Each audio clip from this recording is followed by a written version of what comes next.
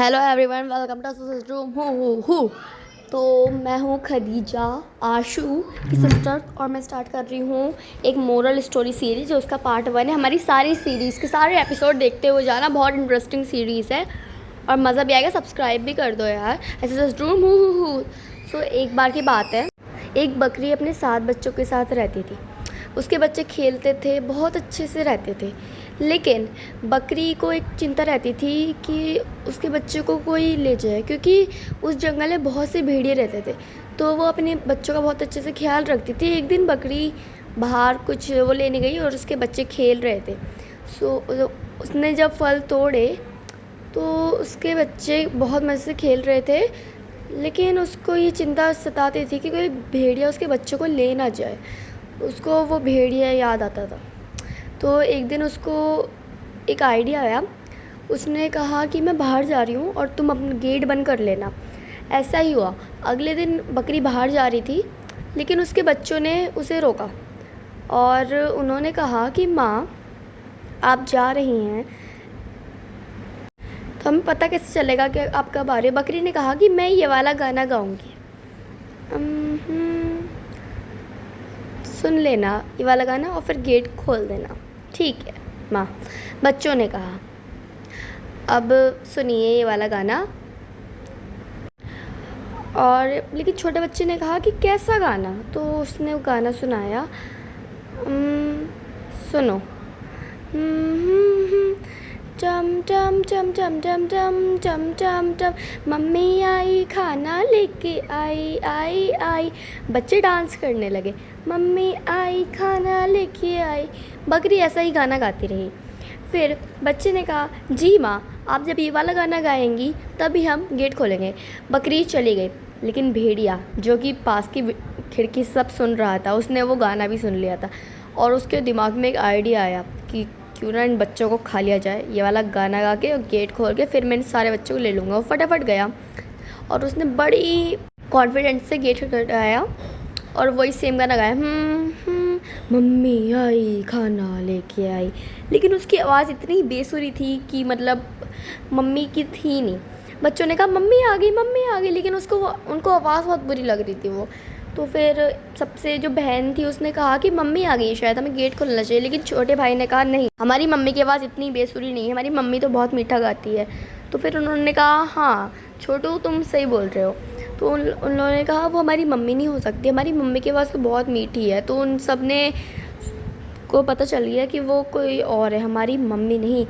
फिर छोटे वाले ने कहा कि ये तो किसी मेंढक जैसी आवाज़ है, हमारी मम्मी की। उन सब ने गुस्से में हंसे और फिर गुस्से में कहा कि तुम जाओ यहाँ से, तुम हमारी मम्मी नहीं हो सकती, तुम्हारी आवाज़ तो किसी मेंढक की तरह है, जाओ और निकलो यहाँ से। उन सब ने गुस्से में एक साथ कहा। भेड़िया डर गया और उसको लगा ये क्या हुआ, मैंने तो वही गाना गाया था। और वो गुस्से में आ गया।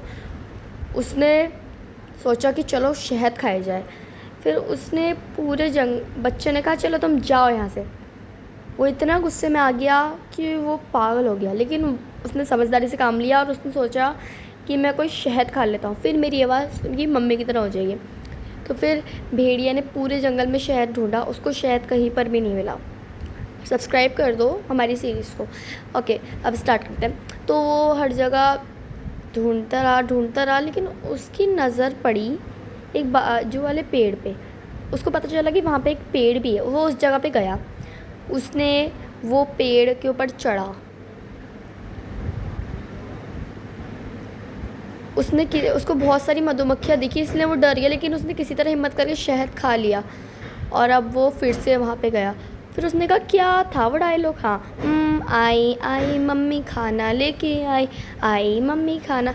भेड़िया ने थोड़ी देर और सोचा, फिर उसको हिम्मत जुटा के उसने कहा चलो यही वाला गाना गाया जाए। और वो फिर से बड़े कॉन्फिडेंस में गया, गेट खटखटाया और वही गाना गाने लगा, आई आई मम्मी आई खाना लेके आई, आई मम्मी आई खाना लेके आई। इस बार उसकी आवाज़ शायद से बहुत मीठी हो गई थी।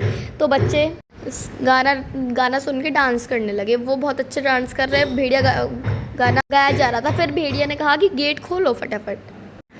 लेकिन बच्चों ने कहा कि तुम हमारी मम्मी जैसी आवाज़ तुम्हारी है, लेकिन तुम हमारी मम्मी तो नहीं लग रही, क्योंकि तुम्हारे पैर तो नीले, हमारी मम्मी के पैर तो। लेकिन भेड़िया ने किसी तरह बच्चों को पा ही लिया। जैसी बकरी उसने देखा उसके बच्चे बोरे बंद है, वो चिंता में, लेकिन उसने वो खुश हो गई कि उसको पता चल गया कि उसके बच्चे जिंदा हैं और उसके पीछे ही कर रहा था।